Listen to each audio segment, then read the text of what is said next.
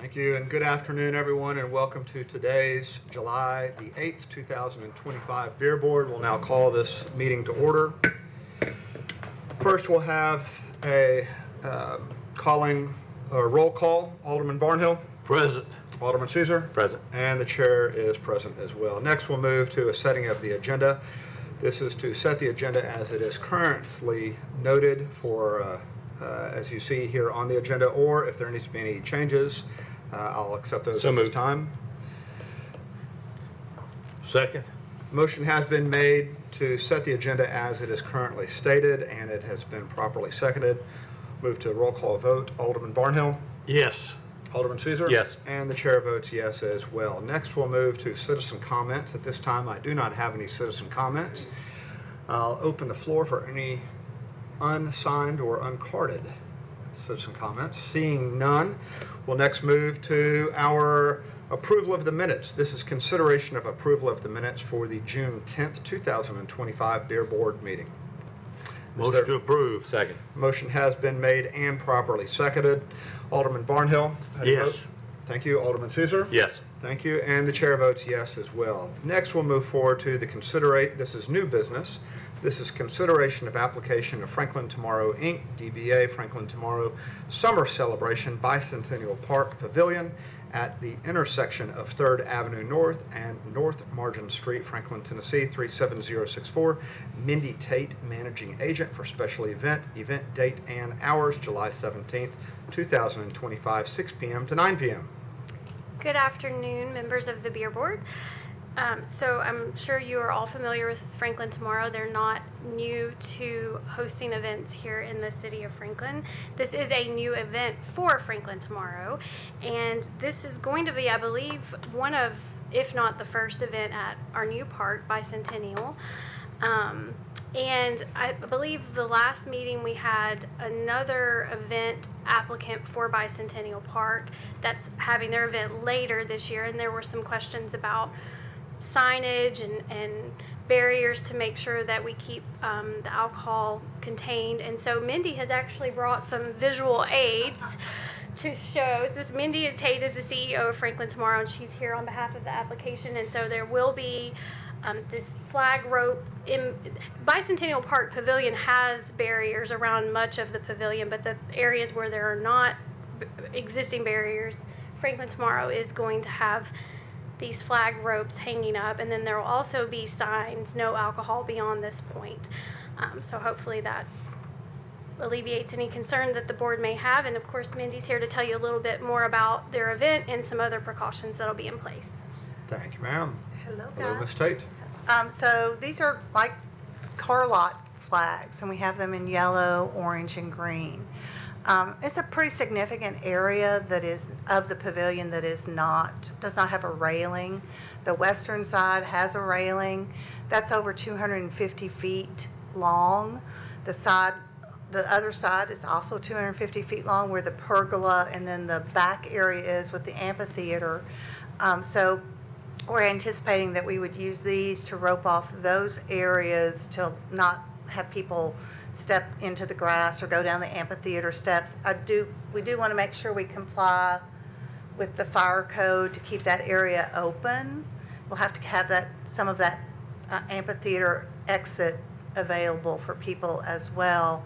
And then we will have porta potties, trailer on the western side, and the parking, there's an area for it. So we have to have some access where people can move around, but the Parks Department and ourselves will have signage there that says no alcohol beyond this point. Eric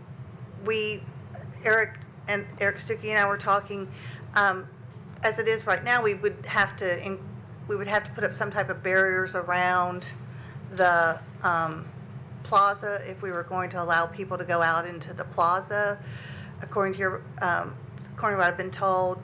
But Eric's offered some bike racks like are used at Pilgrimage that we could maybe cordon off some of that area.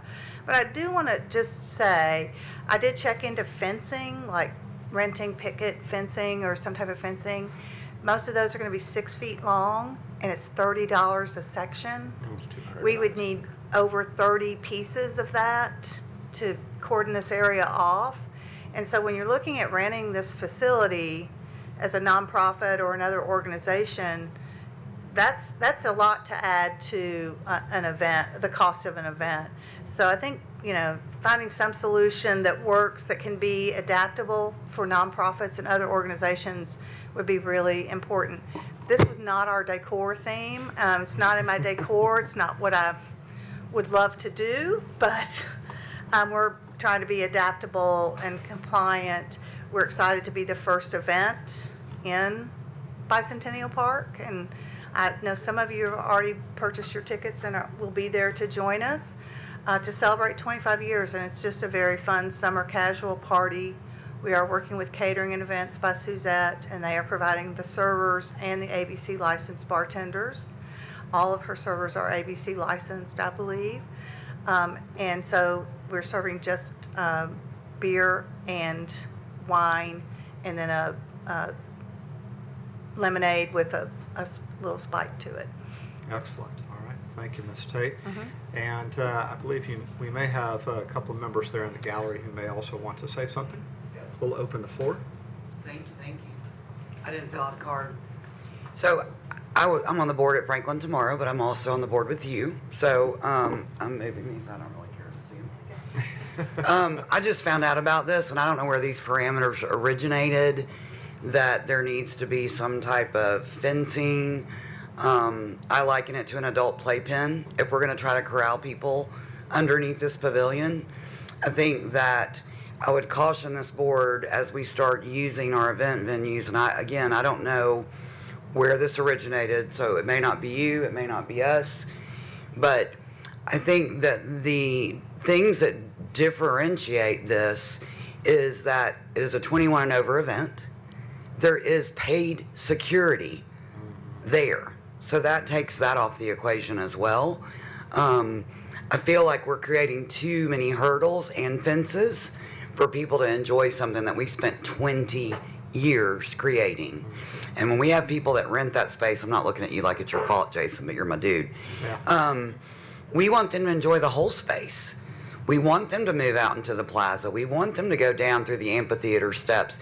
We don't want them to be sequestered within one fenced area. It's not what this space was meant to provide. And if you think about the pergola next door, that we've all been there at the opening, there's the silver, shiny tables with the chairs. It would almost be like, oh, I'd love to go sit over there, but I'm not allowed to. I just think we're really over complicating this. And I think if we set a different standard, that if there's alcohol involved, I mean, the obvious idea, you've got, licensed bartenders. That's the number one requirement. But the idea that there's security and the idea that it's a 21 over event, I think we're belaboring this way too much. And it really is frustrating to me as a leader in this community. Yeah. That's what I want to say. Well, thank you, Alderman Blanton, for sharing that. As far as council goes, can you provide some input or direction on that? And then maybe also address any ideas that may have been presented as well? Can we hear from anybody? Is that the only person you wanted to Yes, see? was there anyone else in the gallery that wanted to provide input? Okay. You said there were a couple. Before you respond, Mr. Chair, could I make a comment? Yes. And I think this is similar to the question that popped in my mind. Blake, you can go ahead and get ready. This will be, I think they're interconnected. As I think about the events on Main Street, where it is multi-age group and there is freedom kind of to move about in a very, very large space, there's similarities here in this park, and then there's vast differences in this park. And I think similar to the point that Alderman Blanton raised, as we think about how people will use this park, I don't know that I think about this in the same way that I think about events on Main Street wholly. And so I don't know if we're just using Main Street's restrictions and applying it to Bicentennial Park, because if you were to reserve, say, Eastern Flank Battlefield, would you have to do the same cordoning of those sections if you wanted to go outside in the little lawn area there? Mm-hmm. Would you have to put a fence around it? It's always state law. Okay, so maybe that's where my mind is with this question, and Sure. I'd love to hear your perspective. So So let's, Blake, if you would, you can give us direction, and then we'll open it up to to Eric and Lisa for any additional comments. So Blake, why don't you go ahead Sure. first? Sure. So I appreciate the question. This has come up recently, but this is not a new policy of the city. It's actually under the TABC. It's a state law that requires a delineation whenever you have any sort of alcohol that's being served. The consumption, the selling of alcohol, whether it's by a business or whether it's a special event permit, there has to be a delineated area. And you could think of it like Pilgrimage, for example, is delineated. It's the entire park essentially, but they do have a fence that goes around so people can't leave that area. Same thing with some of the different festivals that happened at Harlansdale.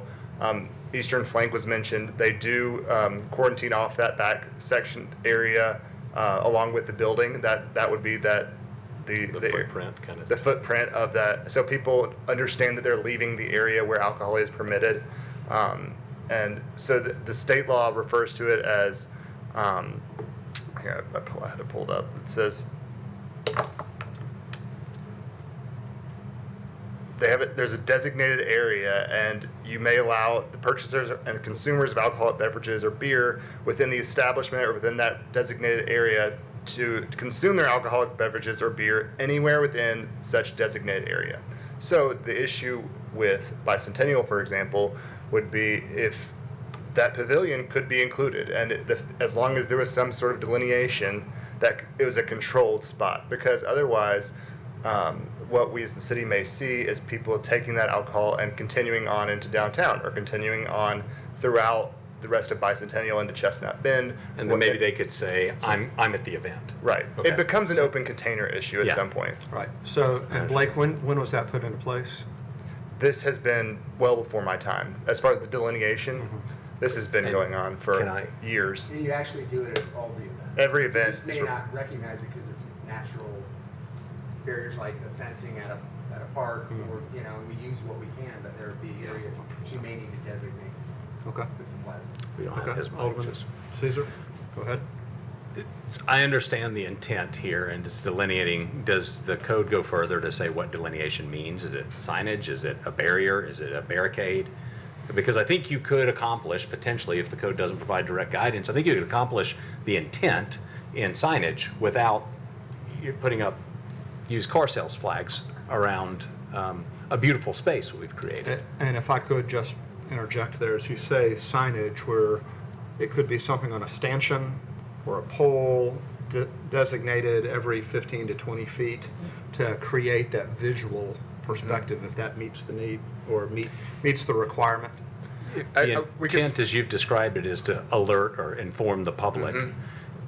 You know, what does that mean? I guess is the direction I would want. And I think it ultimately becomes the responsibility of the event holder to ensure that their patrons are staying within that area.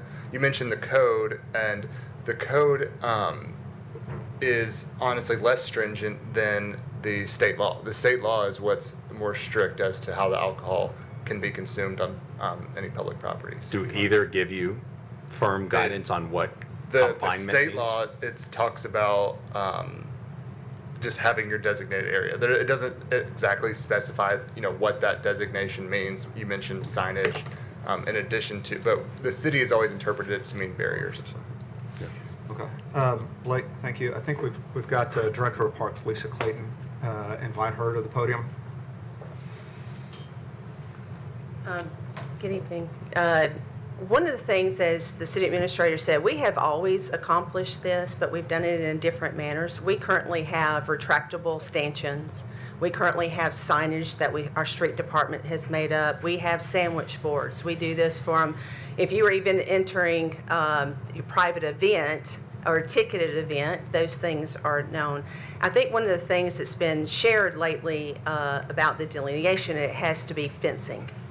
And I don't believe we've said that it has to be fencing of some sort. I think that word's been utilized to several of our potential users. Even when we do a raise the roofs and you've got open areas around the Hayes home and that type of thing, we don't put up all these bike racks around that event and cage anyone in. We actually sign it on our tent. We sign it away from the tent to make sure that no alcoholic beverages past a certain point to the vehicles, to the sidewalks, to a trail system. And I believe we can accomplish that as I shared with my team, what we have to do is accomplish it in a manner that whatever the type of event may be, so if it's more whimsical, you might have something that looks like what Mindy has. So I'm not saying that we couldn't use something like that, but you also may want it a little more elegant. And so there's a right way to do that. We are also utilizing spaces that we've never used before. So one of the suggestions maybe is allow the city team to take pictures. Let's come back, let's revisit how we might look at those spaces, how the event might be in a certain area. Because not all events will be the way we're going to be renting Bicentennial. You can rent the whole space, so the whole park, such as what Mindy is and Franklin Tomorrow may be doing. But you also can rent for smaller spaces, the plaza or just the performing arts area. So you may have it to where that's where we want to make sure people don't lead out and go to on a trail system to Chestnut Bend. But we also want them to know that if it's ticketed or if it's free to the public. So I think those are the things that we need to work toward. So I hope that answers some of your questions. But we can do it in any manner we see fit. But our streets department's been very good. We just did this past weekend at the 4th of July at Harlansdale. We had over 12,000. It was a great day. It was very busy. But we had alcohol within the arena, so it was signed, even though you're in the arena, and you can walk out because we can't lock people in because of the fire code. But we do have signage. So thank you, Chairman. Thank you, Philip. Yes, thank you, Ms. Clayton. So how Alderman? specific do we need to be about the delineation at this stage? I mean, Mindy knows it's a requirement, the organization knows it's a requirement. Can we have some flexibility in how we do that, whether it's the banners or the signs or bike racks in certain places or whatever? This is a learning We're figuring opportunity. this out, yeah. We've got to delineate per the state law. So can the beer board give that direction with some guidance, but allow us some flexibility to maybe experiment a little bit or to see what works with different spaces? Because you might use one thing around the plaza and something else around the back of the pavilion or whatever else. Yeah. Yeah, or just just so we we know the purpose, but we might want Don't to know the work with answer. the execution, especially since this is literally the first time we've used the space. 3. I feel like we're probably a really good first customer for this facility because we're going to be compliant with what is told to us because we want to be compliant with our partner, the city of Franklin. We don't want to have an issue. We couldn't Obviously, pick a better guinea pig. you couldn't pick a better guinea pig, and we'll make it work, and we have a great relationship with the Parks Department and other city departments. We'll make it work. I do think that this is something that other nonprofits are probably going to ask you and want that clarification or information on. We're going to make it work, and we will hope to see everyone there. And it is only 6 to 9 p.m. As I think I told Blake the other day on the phone, it's not like we're throwing a Jethro Tull concert or anything. Wow. Not that we would have. We're not planning to have a rave or anything like that. And we do have our insurance in place, our $1 million for both the city, Franklin Tomorrow, and our caterer. So I feel like we're going to be compliant. It's just, I think other organizations are probably going to ask you or have some concern or need to know. And so I was just the only one on the beer board tonight, so it seemed like a good time to have a conversation. Excellent. Thank you, Mindy. Mr. Chair, if I could, I just wanted to answer the question. Yes, go ahead. So the state law doesn't specifically. Hold on, can you go ahead to the mic? Sorry. Thank you for the reminder. The state law doesn't specifically require a fence per se, for example, a bike rack, just some sort of delineation so patrons would know by seeing it, I'm not supposed to go beyond this point. For example, I think we have some planters at Eastern Flank that kind of act as barriers in the back so people don't walk past the shrubbery and that kind of thing. So there are options besides just a bike rack or fencing. Excellent. Thank you, sir. Alderman Barnhill? Flags. I'm not, you said a few minutes ago this was a 21-year-old and what? 21 and above event, so So there shouldn't be any children there, is what you're saying? we don't anticipate any children Okay. being present. You know, I think, I personally think we're making way too big of a deal out of this. Put up your barriers. Keep the people out of Chestnut Bend, keep them out of the Sonic or wherever, and use your barriers and comply with state law. And not to cut you all short, but we'll deal with the next nonprofit that comes through if they've got an issue. It won't be the same. So whatever we are doing here for you won't necessarily roll over into the next nonprofit that comes here. So I personally think we're making way too big of a deal. Put up your barriers. Oh, and by the way, on those little flags you got, that was the sign ordinance that we did about, seriously, that was the sign ordinance we did 30-something years ago to take those down from the car dealerships. Right. So they look familiar. We do want to keep people out of the Sonic. That's why we rented the $1,700 potty trailer. So, people won't have to walk to the Sonic to do that. But we are a good guinea pig on this, and we will Try and work with see how it Bill works Havels. out. Alderman Caesar, do you have another comment? No, I just don't leave those flags up longer than how many days? Exactly. Exactly. A motion to approve this beer request Second. permit. All right, motion has been made and properly seconded. I actually did have one more comment because Eric did ask for direction. I think that the beer board is a good place to start. However, I think that our experts that are in the room right here with our Parks Department and our event team, that they do a much better job with the years of experience that they have, Yeah. that we would defer to them to bring something forward. If it's necessary for us to review, I think that would be good, but I think this is part of just our standard. Yeah, I think you've given the guidance. We Yes. want, just in your mind, a little Yeah. latitude to work with what's going to fit the space best. Yes. And we'll learn a little bit as we go, and there may be some more specific suggestions for future events, because we're going to learn some things. Yeah, and so I just circle back and close my comments similar to what Alderman Blanton had said, and that is, we spent decades getting to where we are right now with such a polished park that using the 30-year-old automotive flags takes away from that. So I know that we can come up with something that's better than that. Yeah, we really, this is why we're doing this event there, is because we've watched and waited and wanted this park for a long time. And so we're excited to be able to celebrate it there, and we hope that everybody will join us and on Thursday, July 17th. So, great.